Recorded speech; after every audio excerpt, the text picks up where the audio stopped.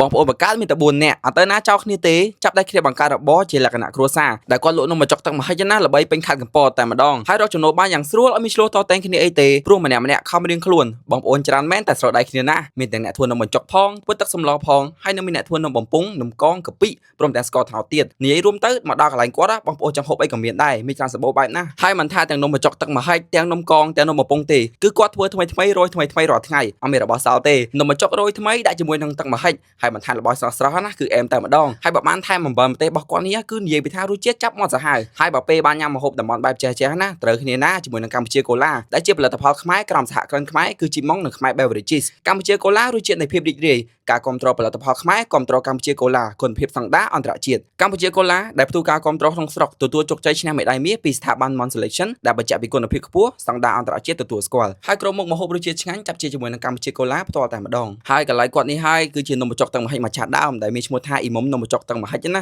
ដែលនៅខាងព្រៃទុំខាងខេត្តកំពតដែលកន្លែងគាត់មានលក់ច្រើនមុខណាដែលមានទាំងនំបញ្ចុកទឹកម្ហិចនំកងនំពងអីជាដើមមានគ្រប់មុខតែម្ដងហើយចំពោះនំបញ្ចុកទឹកម្ហិចរបស់គាត់ណាគឺលក់តម្លៃមួយចាន 5,000 រៀលរីឯនំកងក៏លក់ជាចានណាដែលមួយចានហ្នឹងតម្លៃ 6,000 រៀលចំណែកឯទឹកស្លរបស់គាត់ហ្នឹងគេហៅថាទឹកម្ហិចណាគឺគាត់ធ្វើពីត្រីអង្រែឬត្រីស្រស់ដែលភាគច្រើនគេធ្វើពីត្រីអង្រែផ្ទាល់តែម្ដងដែលជាត្រីស្រស់បើសិនបើយើងប្រើត្រីទឹកសាបវាអាចនឹងមានក្លិនឆ្អាបអីចឹងណាប៉ុន្តែបើយើងប្រើត្រីអង្រែនេះយកមកធ្វើដាក់ក្នុងទឹកម្ហិចហ្នឹងគឺវាអត់មានក្លិនឆ្អាបទេហើយបើមើលមកទឹកស្លគាត់នេះវិញឃើញថ្លាចឹងមែនតែរសជាតិវិញមិនធម្មតាទេហើយនំបញ្ចុកកន្លែងគាត់នេះណាមានភ្ញៀវមកច្រើនហោះហាយមែនតើព្រោះបរិយាកាសនៅកន្លែងគាត់ហ្នឹងរៀបចំបានល្អមានកញ្ចុះអង្គុយមានទាំងរឹងសម្រាប់លំហែកាយទៀតហើយចំណុចសំខាន់ដែលតាក់ចិត្តខ្ញុំខ្លាំងហ្មងណាគឺអារម្មណ៍ពេលដែលខ្ញុំបានមកដល់កន្លែងគាត់ហ្នឹងមានអារម្មណ៍ថាដូចមកលេងផ្ទះឬមកលេងស្រុកកណ្ដាលអញ្ចឹងមានអារម្មណ៍ថាបានជួបជុំគ្រួសារតែម្ដងអញ្ចឹងអ្នកណាខ្លះជាមួយនំបញ្ចុកកន្លែងគាត់សូមស្គាល់ផងព្រោះថាខ្ញុំកាជាមួយគាត់ដែរហើយតែរសជាតិនៃនំបញ្ចុកទឹកម្ហិចរបស់គាត់ហ្នឹងគឺញ៉ាំហើយគឺចង់ញ៉ាំទៀតតែម្ដងហើយសម្រាប់ពុកម៉ែបងប្អូនដែលមានចំណាប់អារម្មណ៍ចង់ភ្លក់ឬនឹករសជាតិនំបញ្ចុកទឹកម្ហិចកន្លែងគាត់អាចទៅញ៉ាំបានដោយកន្លែងគាត់នេះបើកចាប់ពីម៉ោង 1 រសៀលរហូតដល់ម៉ោង 7 យប់ដែលមានទីតាំងនៅខាងព្រៃទុំ